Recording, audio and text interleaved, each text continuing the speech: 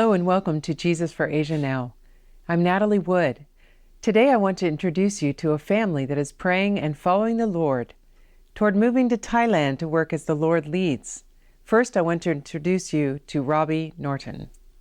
Welcome to the show, Robbie. Thank you. Good to have you here. It's good to be here. It's exciting to talk about what the Lord is doing. It's kind of been quite a journey for you, hasn't it? It has. We first started this journey when my wife and I decided to, after your visit to our church, we felt a strong impression to move towards helping you guys out with Jesus for Asia and moving towards Thailand as missionaries. As you know, my family has a background in mission work. My grandfather, and then my father, and then when Casey and I got married a few years ago, I had told her that I wanted to work in the mission field eventually, and but we didn't know how that was going to work out or anything to what that would look like or exactly. anything. So she and I have been married for 8 years now. Okay. And have 8 kids. And so a move towards mission work is a huge deal for us. Right. And but we've been praying and everything. And then when you guys came to our church, we felt a strong impression to answer the call. And Specifically for Sukhothai? Specifically, at the time it was just Thailand. Oh, okay. And then it wasn't until after we heard you guys talk about Sukhothai, and after visiting Thailand back in November with your husband John and a friend of ours, Bruce Galbraith, that we went there to see Sukhothai and just look around it, and I felt like that was a good place for our family to go to. There are many areas in the world, there are many cities in the world in which there are no Adventists at all. This is like a foray deep into unentered area. This entire valley has no Adventist church, no Adventist member, no Adventist presence at all. And that shouldn't be, because I believe God has His children right here. And so since then we've been working hard to get everything, expenses and stuff paid off, and so that we could go debt free. And Oh, nice. and now all we have is pretty much just our house to sell, and once that sells, then we're free to go. Wow. So So it's been quite a journey for you. it has been. And I'm sure that it's been, piece of cake, no problem, right? No, it's been quite the journey. The devil has worked very hard and trying to discourage us from going. As Casey, when she comes on here, will tell you more about it. Our oldest twin was diagnosed with asthma, and so we were quite worried about medical treatment for him while over there and everything. Right. But since we decided to go, since the end of last November in 2018, he's not had an episode of asthma or anything like that, and it's been amazing how God has worked that way. Praise the Lord. So you've had medical challenges and physical challenges and I'm sure money challenges as well. Yes. Wow. So as you know, a family of 10, we have 8 kids, and then my wife and I,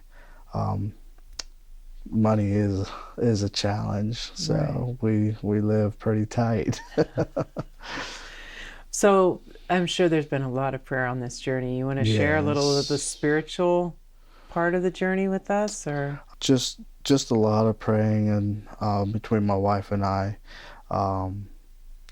and direction as what we need to do and how we need to do to be able to get to Thailand. And then once in Thailand, what on earth are we supposed to be doing? Yeah, because you don't know yet. Don't know. My background, grew up working maintenance, and within conference, like working maintenance for camp ministries and the Adventist system, and as well as the school, because when I was in high school, that's what I did. Okay. And then when I lost my job in 2008 due to the economy, I was also a volunteer firefighter and EMT, so I decided to pursue that career. Okay. And I was hired, and I've been doing that since. So that's pretty much my working background, is just maintenance and firefighting. Okay. And so there's not a lot of need for firefighters in third world countries, so my experience. So it's kind of a Lord, what's your plan kind of situation. Exactly. Wow. So, but as my wife has always pointed out, and she has great advice most of the time, and as to for me, and she's a big encouragement.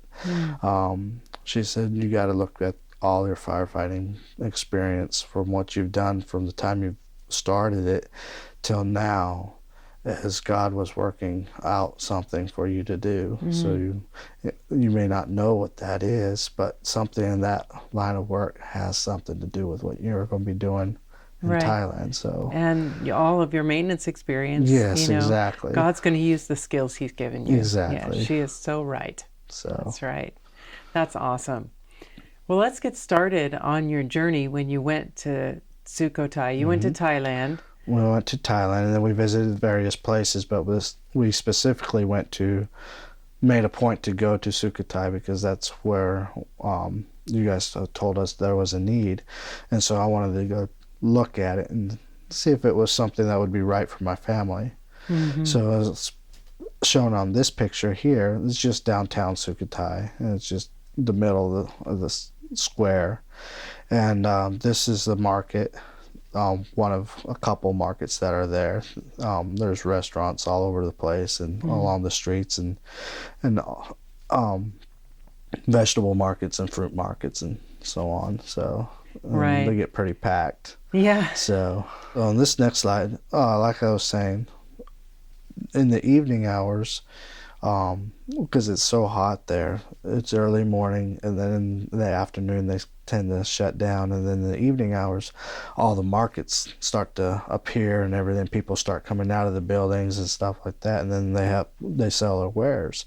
And so if you want to buy your fruits and vegetables and all that kind of stuff, you want to go out maybe around 3:30, 4 o'clock in the evening on, and they're all out there selling their stuff all along the streets. All sorts of things. Yeah. And these are just some of the people that are just like selling fruit on the side of the street and stuff. So okay, you try some of the fruit? Oh yes. Are you looking forward to going back to that fruit? I am. And all the fresh fruit and everything, it was just absolutely wonderful. Yeah. So all the juices too, mango juice. And so this slide right here, we were walking along, my friend Bruce Galbraith and I, we were walking, and I like spicy foods, and so we were walking along the street, and he all of a sudden just looked and he goes, "Hey Robbie, there's roasted chilies right there. You should try one." So I'm looking at it, I was like, "Bruce, I don't think that's roasted chilies." He's like, "What is it then?" I was like, that's a squid." So I had to take a picture and show my wife and kids what Bruce was trying to get me to eat. Once he knew it was squid, though, he wasn't trying to get you to eat it anymore. No. Yeah, it's funny because there is so much there that they eat that we would never think of eating. Yes. And anyway, just keep moving. So these are some of the chilies that they sell on the markets, and I mean, this is one of the main chilies that they eat. That's in all their foods. So and hot, it's spicy. Yes. Yeah. Even just the edge of it, if you get a little piece of the skin, it's really super spicy. And then if you have the seeds also, I know I can't survive that. I know you like spicy though. So we were with you, and you were like, "Put more on, put more on." But there was that one that really got me. Yeah, and, that was quite hot. So we went to one of the temples around Sukhothai. The Sukhothai, there's a lot of ancient ruins around there. Right. And where Bruce and I didn't go into some of the ancient ruins, we did visit one of the parks, and this is the entrance to one of the parks. Okay. So, Yeah, it was an ancient capital yes, of Thailand. Yes. So, yeah, it's interesting. It's full of it's- history. Yeah, It's yeah. really full of history. And history that we've never heard over here. Yes. So then you go there and you're like, wow, all this This history is not in happened the and we don't history know what it books. is. Yeah. It's in their history books, Yes. but not ours. Exactly. And this is the shrine that is within that park. Okay. That holds Buddha's foot. Okay. So while we were there, Bruce and I were looking for houses just to see what kind of houses we could find, because going over there, we want to see what we want to live in. Yeah. What kind of And- get an idea, yeah, and especially exactly. with a family. Exactly. So this is a house that was being built, and we got to see it and look through it and stuff like that. Wow, we bright red. Yes, they like their color. They like colors that pop out. And well, like I said, this was one of the houses that we got to go looking through. We actually looked through another house too, Okay. and so interesting how they build their stuff there. Different, yeah, It is different. different, a lot different Construction's than it very is here. different. This is a main bridge going into new town of Sukhothai. So Sukhothai is split. It's got a new town and an old town. Old town is where all the ruins and ancient artifacts are, and the temples and stuff. And then the new town is where Most of the businesses most are of and the stuff. businesses and stuff are. And so this was the bridge crossing over the river or moat that they have into Newtown, Sukhothai. This picture here, the hotel that we were staying at, there was a canal running through in front of it, and I saw this fisherman setting up his net to catch his fish for tomorrow's market. And so I just thought it interesting, so I just took a picture of him fishing. And it's not water that I would particularly jump into, but the way they live is the way they live. So it's just something that we're going to have to get over and join them in. So. Yeah. Well, that doesn't mean you have to get into that water, but we to need to be understand able that to- that's their livelihood. Exactly, and- because Jesus reached down to the lowliest people, even the ones that didn't have perfect hygiene. So that is where we need to be too. Right. So motorcycles are their main means of transportation, and my wife does not like motorcycles, so I was taking pictures here and there telling her that, like, this motorcycle, I could drive it and all the kids could be in the back. And so wearing her is what I was doing.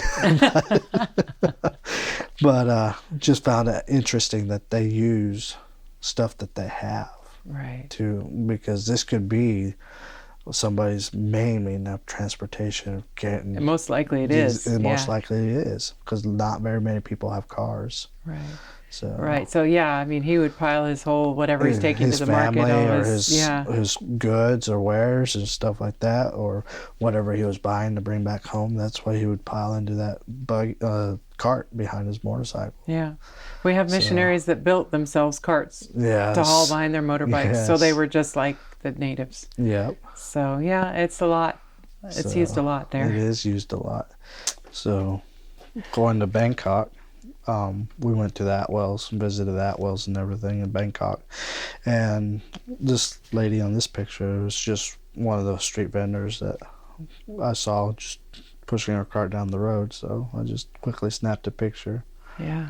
So, but this is just a picture to try to show my wife how crowded it is. And this was not even crowded. This was just a light day. Yeah, this is going to get on to the Sky Train. Yeah, the Sky Train. Yeah. Amtrak. ETS. Yeah. Some of the people in Thailand are pretty poor. And so I took a few photos of the houses that they live in. This is a house that somebody lives in not in the city, of course, but out in the country of Thailand. So I don't remember which town we were in that picture, but Bangkok is a big city. It's huge. Originally, there was talk about us doing a language study in Bangkok, and after flying in and spending a couple of days there, I just didn't feel like it was right for my family to stay in Bangkok and do language studies, because it's a huge city, very crowded, and unless you really knew what you were doing as far as getting from point A to point B, you could get lost pretty easily. And I just felt like with our children, of the 8 kids that are going, 6 of them are going. And so I felt like the three older ones would be okay, but the 3 little ones would stress my wife pretty hard, trying to navigate around Bangkok and the stores and everything and keep up with the 3 little ones. And so we opted to go towards Chiang Mai to do language studies and culture studies. That makes sense. So much smaller. Still a city, but much smaller. It is a city, but it's much smaller than Bangkok. Yeah. So this is the Outwell's place. Their 4th and 5th floor, I believe, is a rock climbing wall for exercise. So we got to play around a little bit, and you tried it out. we did. Yeah, I did try it out. I don't remember climbing very high, but I tried it too. But kind of out of shape for that. It takes a lot of grip on your fingers and knowing how to actually boulder around too, because each one of those colors is a different path that you can take, and some of those paths were pretty difficult. Yeah, when we went back, they were showing us a new one that they had made where you had to like jump to get to the one, and then most of it was upside down and you had to go up and over around, and it's like, whoa, how in the world? But they're like, he's like a spider, he's showing us and he's doing it. It's just like, it's amazing. It is amazing. This was we were on a river taxi in Bangkok. Everywhere you go in Bangkok, there's canals and rivers, and so you can take river taxis. And so we were just going by one of the poor houses and that live right on the river, and I just took a picture of that just to show just how poor people really are. And you look at the water, and we've seen they use it for laundry, they use it for cooking, they use it for bathing. Yes. And it's not clean. It's not clean water at all. It actually smells not clean. Yeah, very much so. So we went to the Sharons, and up in the mountains northwest Thailand. And I grew up, like I said before, my family were missionaries when they were missionaries in Mexico. And so where my mother is actually from, because my mother's Hispanic, from Chiapas, the mountains up there just look very much like where my mother grew up. Wow. So I had to take pictures of that area as well so that I could remind you of your mother's home. Yes. Wow. So it's beautiful up there. It is driving beautiful. Through the mountains. It is beautiful, and the climate is just wonderful.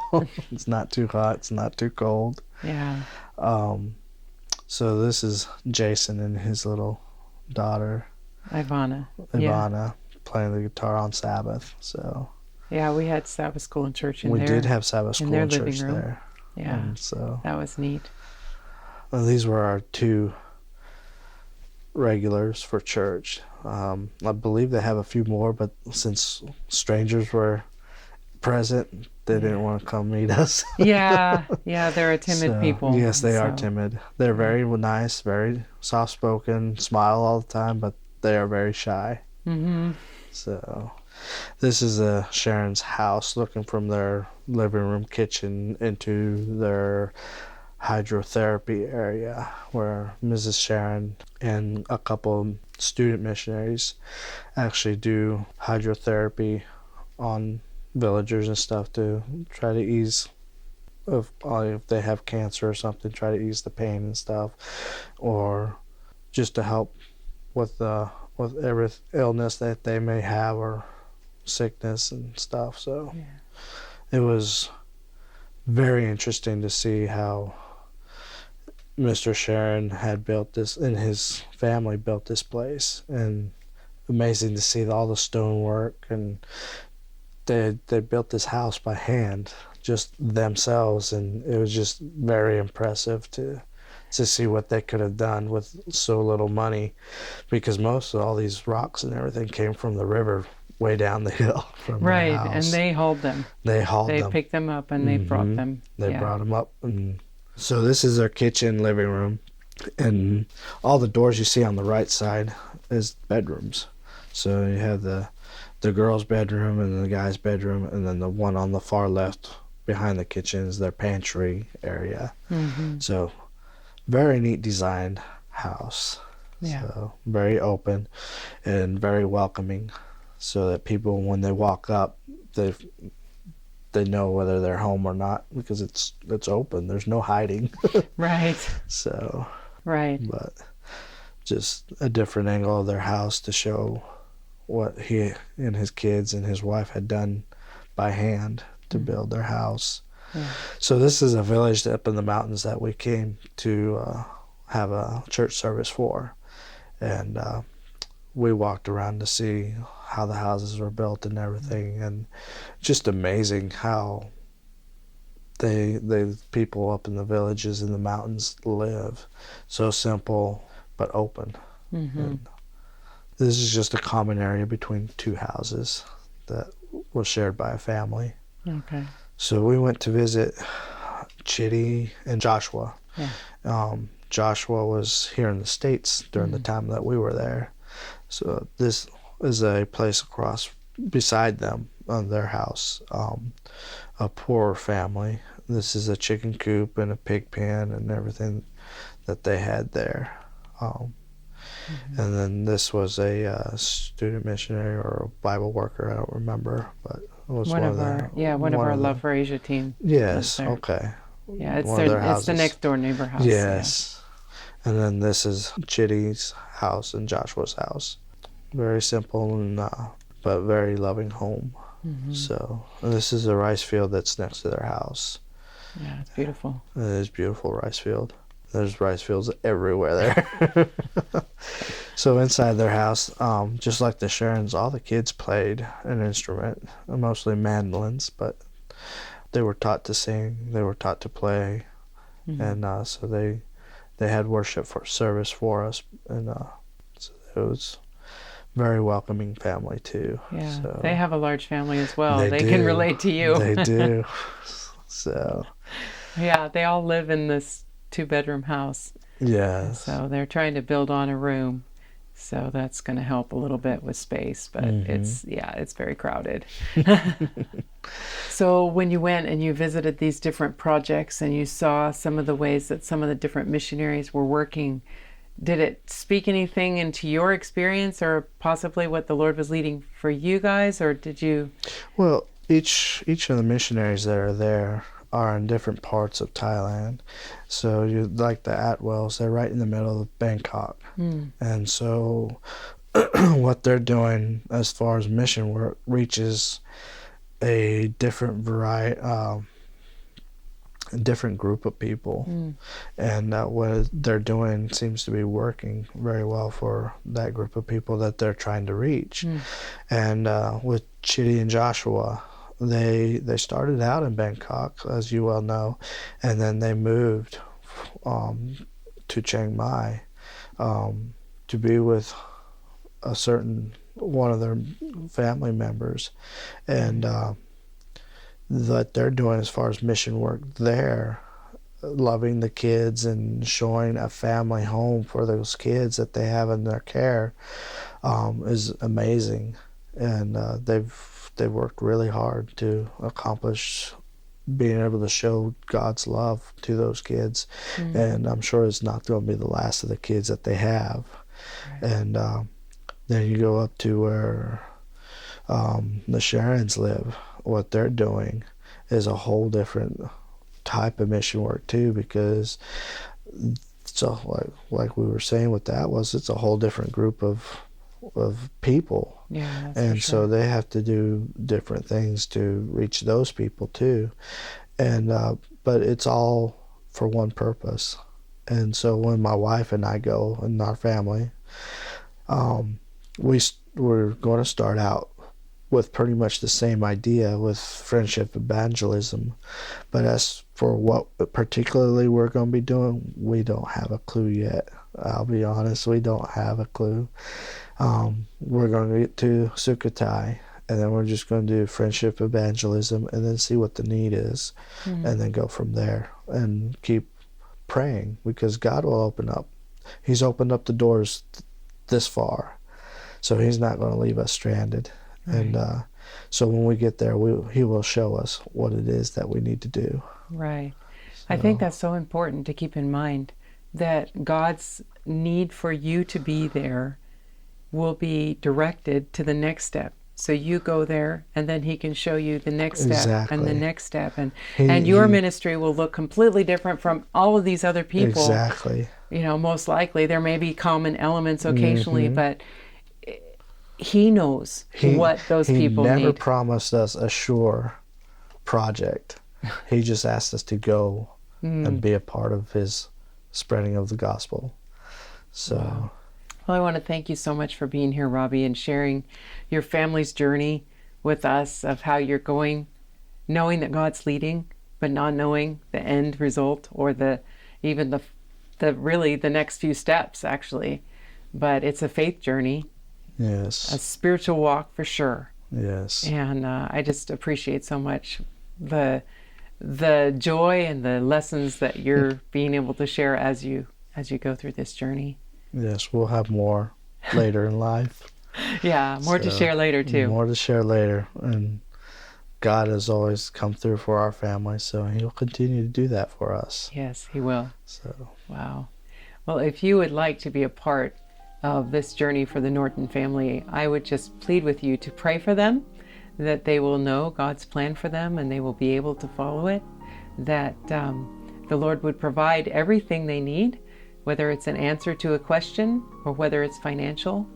And if you would like to be a part of sending the Norton family to Thailand, you can contact us at Jesus for Asia, P.O. Box 1221, Collegedale, Tennessee 37315. Call us at 423-413-7321 or visit our website at jesusforasia.org. May God richly bless you until we see you next time on Jesus for Asia Now.